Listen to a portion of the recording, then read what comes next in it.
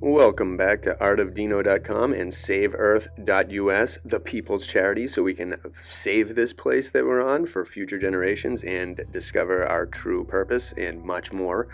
So, in regards to that, I found an article that's been circulating. I saw it on censored.news, and it's been in a few other places. What's up with that? It was the world's most viewed site on global warming and climate change put this out.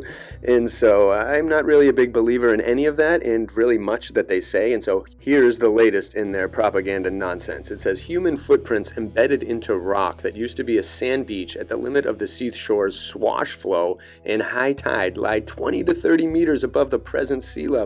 The footprints are dated to about 90,000 years ago.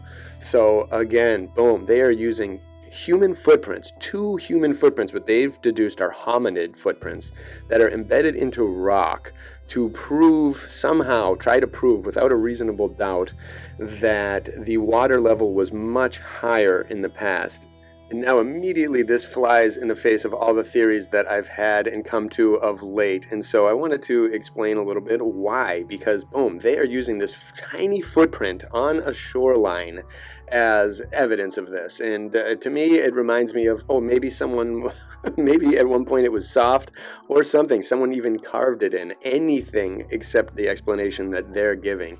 Because I am convinced that the sea levels were much, much lower in the past and there was more land as a result of this. That's why we see the disappearing of lands and around Easter Island and different other places where if you look in the ocean, you can see a bunch of land that almost seems to be about to pop through the surface.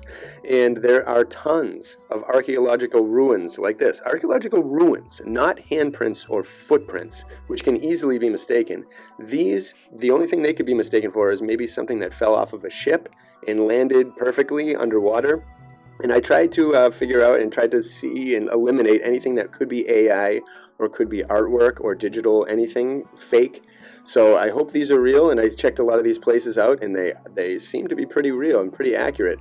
And I used to have a Greek civilization teacher in college who was an absolutely famous archaeologist in Greece, and he would go underwater and find ruins all the time. It was one of my favorite classes, one of the only classes in college that I actually liked. And the teacher was like an Indiana Jones style guy. I wish I could remember his name. I think it was George Philippides, but he was incredible, and his stories were absolutely remarkable. And he would constantly talk. He was the main archaeological scuba diver in the area, and he would talk about all these amazing things that he found, all these cities that he found, like Minos, the place with the Minotaur. He had discovered something around there, and all these other things that don't point at all to there being a much higher sea level at one point. They point to the exact opposite, that everything was so much lower.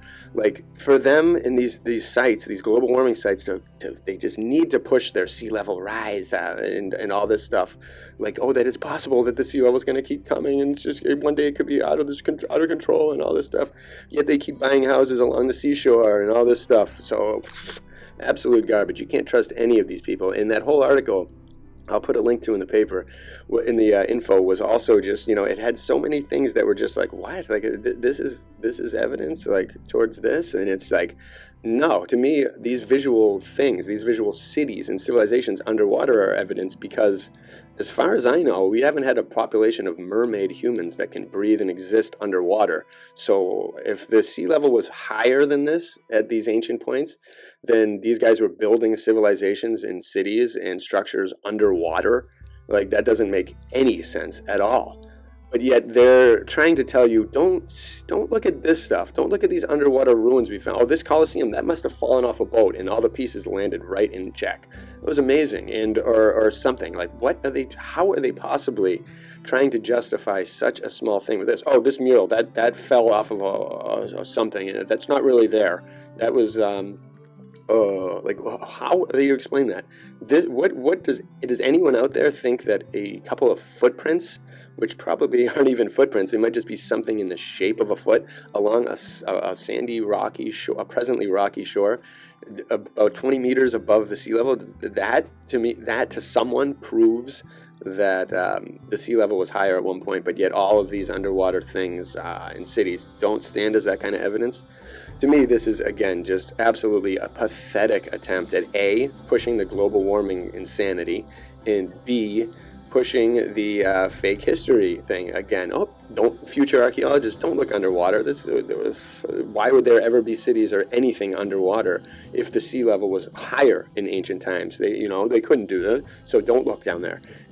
Or if they're just trying to again combat all the evidence and obvious things that we are discovering in this community, which constantly puts these archaeologists like in a spot where they are dumbfounded and they look stupid.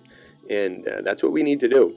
We need to keep embarrassing these fools, because I keep seeing things online of people on YouTube that YouTube spreads, all that, like people with millions of followers that just bash all the research we do and just try to promote archaeology in the non-pseudo archaeology. They try to produce that and try to consider what we're doing as pseudo archaeology, whereas what they're doing and the government issued information about our history, that is the only stuff, and everything else is fake. And they've got these people, these YouTube influencers and absolute fools that they pump to no end, and they're doing this stuff, and we have to combat all of that on these things. And I know we don't have the ability to reach anyone. They've taken that away from us, but we got to share, we got to spread, we have to combat this insanity, because they are just giving everyone the wrong impression, and it's going to take its toll in the future. If the future people, inhabitants of this world, believe these insane lies, then they're not going to be as pushed towards discovery as we need to be in the future, and as we are in the Goonies era. So I hope you all saw this, and share it, spread it to people, and maybe I'm wrong. Read the article. Maybe it's got some absolute facts in there, and these are just the smoking gun footprints somehow. But to me, it's just the stupidest thing I've ever heard. So I had to combat it in the best way I could, and they won't really let it go anywhere, but whatever. It's up to us to spread it.